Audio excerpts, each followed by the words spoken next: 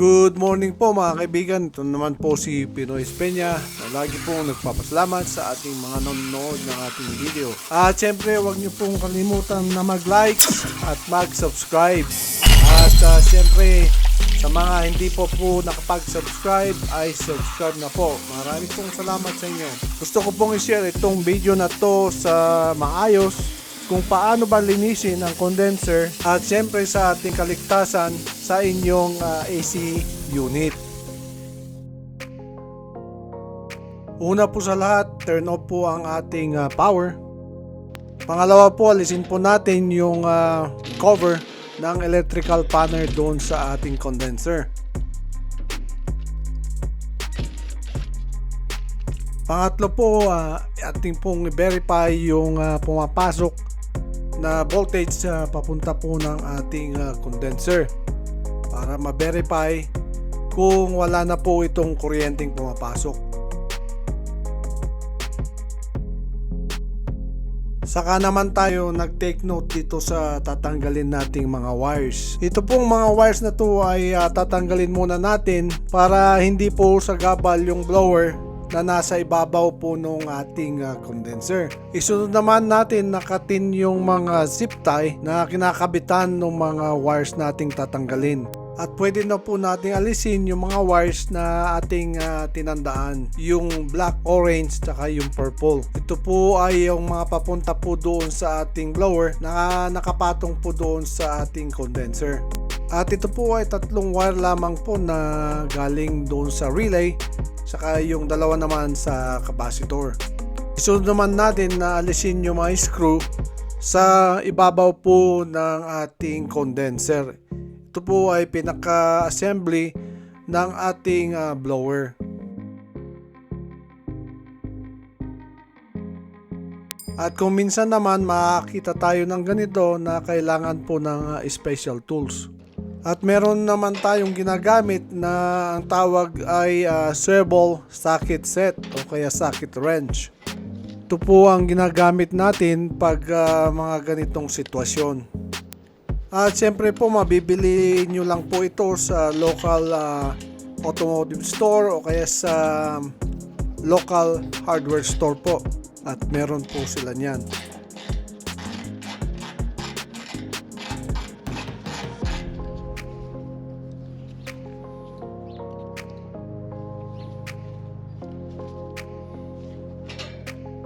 At pwede na po nating angatin at alisin yung ating blower assembly doon po sa ibabaw ng ating condenser. At ating pag-ingatan lang po na pag ating binuhat ay hindi po sumayad yung ating fan doon po mismo doon sa mga fin. At syempre po pag binaba po natin ito ay kailangan po nakataas yung ating fan. At ating isunod naman yung side grill niya. Atin pong alisin yung tornilyo. Ito po ay isa o dalawa po lamang ang tornilyo rito. At ito po ay inuhugot po lamang ng pataas. At ito muna ay ating binabacuum para maalis muna yung mga malalaking piraso at yung kayang vacuumin ng ating vacuum. Lalo na po yung mga bugs at marami po dyan sa loob. At makikita nyo nga po na talagang marami po siyang alikabok. At nabanggit ko nga doon sa aking unang video na 4 years ago ba itong nahugasan muli. Ingatan lang natin na ma-crack o kaya maputol yung mga nakausling maliliit na tubo. At baka ito po ay maputol at sumingaw po ang ating freon.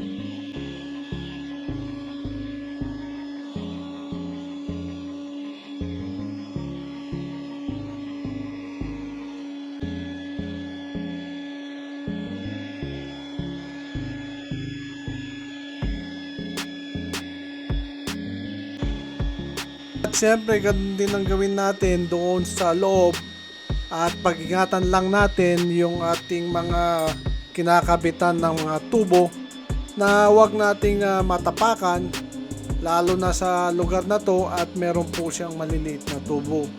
At ituturo po natin mamaya yan kung nasaan po yung mga tubong pag-iingatan. At ito po ay ginagamitan lang po ng medyo high pressure na tubig para maalis lang po yung mga alikabok. Total lagi naman natin itong nililinis. Ito kasing panahon na to ay may construction dyan sa ating freeway. At syempre yung alikabok ay mas marami ngayon kaysa last 4 years ago. Siguro pag medyo tapos na yung construction dyan sa freeway ay medyo magleles siguro yung ating alikabok dito sa ating unit. At ating binabasa muna ito lahat para lumambot muna yung alikabok. Saka natin sprayan po ng sprayan lahat. At syempre sa ibabaw muna mag-uumpisa. At ang iingatan lang po natin dito na mabasa yung ating electrical panel o kaya yung kanyang relay. Yung compressor naman po ay okay lang naman pong mabasa ito. At kung hindi naman po kayo komportable na mabasa ito, pwede naman pong lagyan ng plastic yung paligid at yung ibabaw nito o kaya yung kanyang mismong terminal connection. At syempre kung nandito na tayo, kailangan na rin nating inspectin yung cover ng ating terminal connection.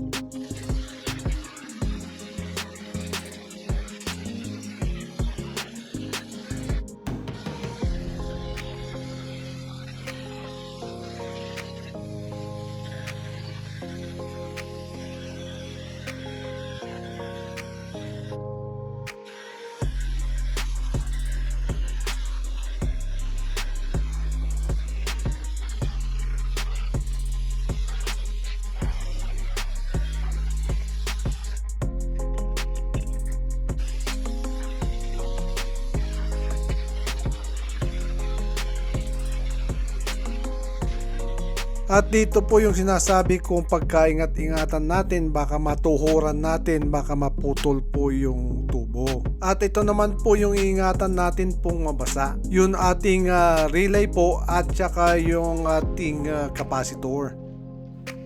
At dito naman natin ipa-final yung ating paghuhugas at medyo nababara na ng konti. At syempre medyo malambot na yung mga alikabok na tumigas dyan sa loob.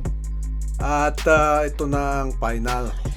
At syempre po yung pag-spray po ng ating tubig ay kailangan pong medyo palabas po.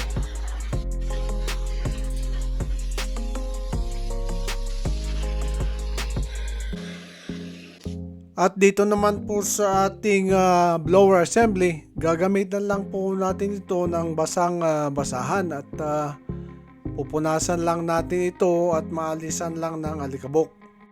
At ganun din po ang gagawin natin doon sa mga grill at yung atin namang motor ay maintenance free naman po ito. At pwede na po natin ibalik yung mga grill niya, yung side grill. Yun muna po ang unahin natin at lalagyan muna natin ng temporary na isa o kaya dalawang screw.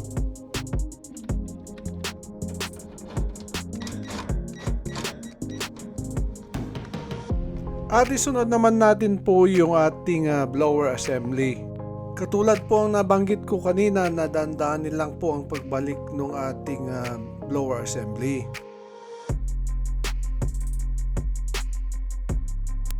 Ito po ang isang tinitignan nito na kailangan po mapunta po doon sa butas yung ating flex na pinagdaanan po ng ating wire.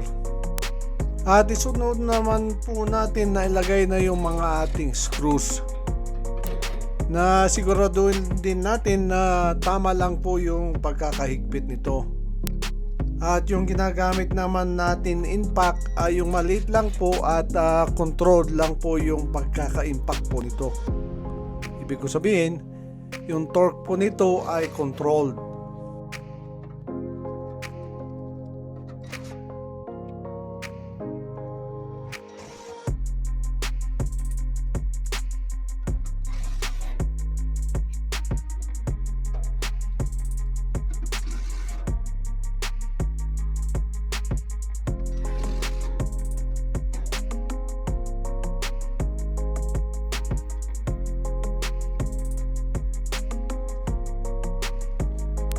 At muli na ginamit natin yung ating swivel na ginamit po kanina sa pagtanggal ng ating tornilyo.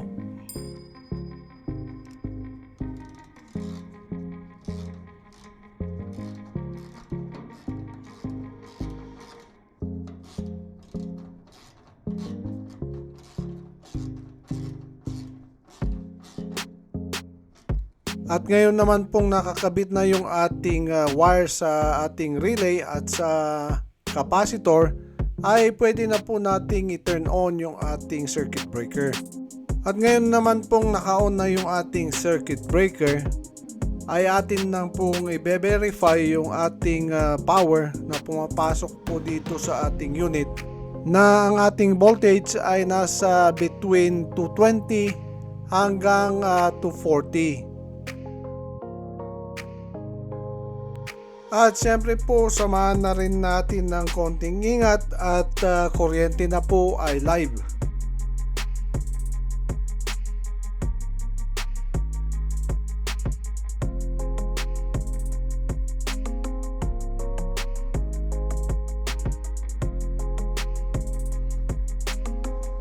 At agad-agad naman nating isunod yung cover ng ating wiring panel. At kung maaari, atin munang i-turn off uli yung ating breaker at saka natin ilagay yung cover.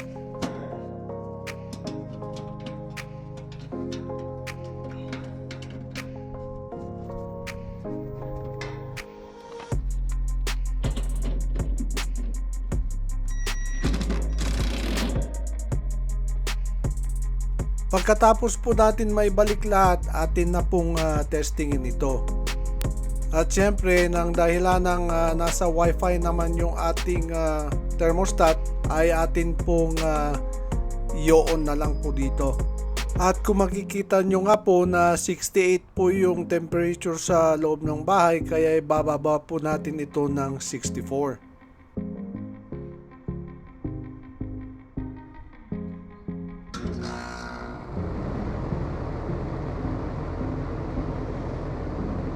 At maya-maya lang po na makikita nyo yung cool is on.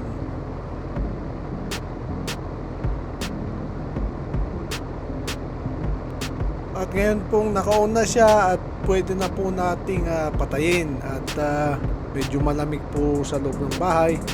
Lalagay na po natin ito sa kanyang dating temperature.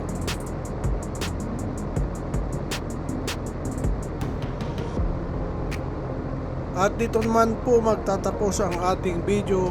At ito naman po si Pinoy Peña na lagi pong nagpapasalamat, lalo na po sa mga nanonood sa ating mga videos. Muli, marami pong salamat.